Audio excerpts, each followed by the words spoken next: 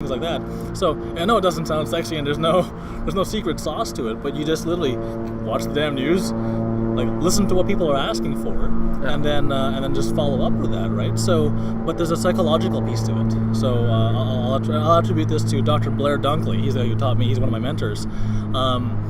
Fear, dream, quantify, close. Fear, dream, quantify, close. That's the psychoanalysis that you have to go through for a sales process. The fears are where people have to kind of address their fears as, is this guy good? Do they know what they're doing? Dream. Once you've gotten past that whole fear barrier and they're not so scared of you, or they're not so scared of what the undertaking is, right? Some people, they think an app is a magical, fairyland quest where they go in and have no idea what the hell happens, but out it comes, and hopefully it works. So walk them through that process. Then the dream is let them go sky high. Let them figure out what the hell they want, right? I mean, realize that the Nike app was, us sitting across from the table, and those guys said, we want an app that talks to our shoe. We're good, but we're like, what the hell do we do now? Right? Yeah. So it's like, oh, okay. Once the dream thing is done, quantify it. And if you say, look, we could do this like this, this like this, and just walk them through, and they feel like it's more real, it's more reachable, and then the close happens by itself. You don't have to do anything. There's no actual closing part. Just say, hey, does all this stuff make sense? Shut the hell up and nod, and then they just start buying things. Okay. Well, let me dig into that just a little. So basically, you're talking about some of these are phone calls, and then you pursue from a phone call, and then you send a white paper, and then more phone calls. Some of these you're sitting across a table.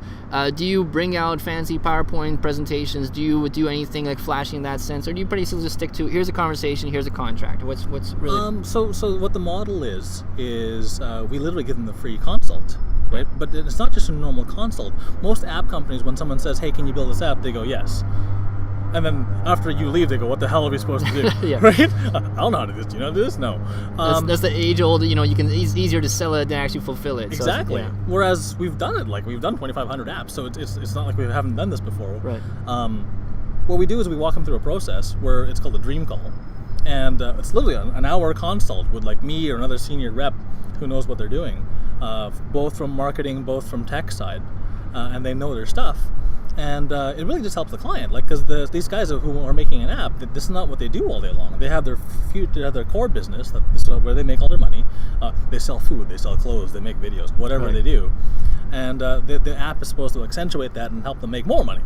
So we show them best practices from weird stuff where they wouldn't think that this would make sense in their business, right? How does people who have loyalty programs and prepaid card programs make any money? People don't realize there's money in that.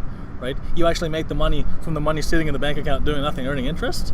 And people go, oh yeah, you can make money doing that, right? Yeah. And that's what the loyalty things are for, right? That's how Subway, Starbucks, everyone makes all this money. People pre-buy cards, it sits in their account. You make an app that does that, you teach them that, hey, this works. That's it. You show them where the money is made, right? And that's the biggest thing. People don't realize how many ways you can make money. So it's a bit of education-driven marketing. You educate the prospect, right? Here's the models you might not have thought of. Here's some of the things we've done. You educate them, or content-driven in a sense. So the first thing we do is we arrange all their ideas and make it in a cohesive manner for them so they don't feel like they're going crazy, right? So we walk them through. Okay, I'm a user. I push the button. I log in. Now what? What do I do? And we walk them through all that. And then once that's all done, they feel like that idea actually is more real than it was because it's just a fuzzy thing before.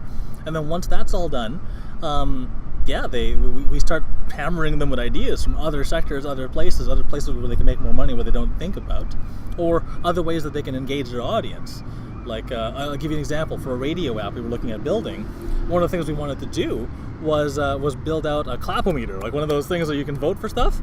Your app has your phone has a microphone in it. It can measure how loud you're cheering, literally to the science decibel level, and whoever audience cheers more, that song wins, right? Yeah. So, but that's a weird way to engage that no one's doing yet, right? So we just think, what's a fun way that no one's doing it yet that collects the same amount of data, right? Who wins, this one or that one? Doesn't matter, but it's got to be a fun way to do it. But the apps you guys have developed, or in some context been part of, or fully developed, must have seen tens of millions, maybe hundreds of millions of downloads at this point, no? Mm-hmm. Yeah. So like the Starbucks app does like 5 million transactions a week. Yeah. If that were to go down, the world would end. I think a lot of, pissed off people with no coffee is a bad idea. So let's talk about the second question I had for you. These were really the two root ones I want to dig in here. Is let's take a company who maybe they're already doing $500,000 or a few million revenues, and they want to scale up. They want to move up to 10, 20, 30 million. What can you advise? Because I know you've ran sales teams. It's not just you. You're the, you're the superstar, so to speak, but you're not just the only one. What can you talk about either scalability opportunities, whether it's automation, whether it's bringing a sales team in? What kind of insights can we leave for that? Sure. Well, when I started I'll go back to my finance days. My first year I did 150,000. Second year I was praying for 300,000. I ended up taking Blair's course, got 1.2 million. And I'm like, what did you do to my head? Can you do it to all my staff? We did it to the staff I brought on and recruited, and then we did 40 million the year after. So then that's when that's my claim to fame, right? So the main things are simplification, right? If people can't repeat your message and it's like really, really simple, no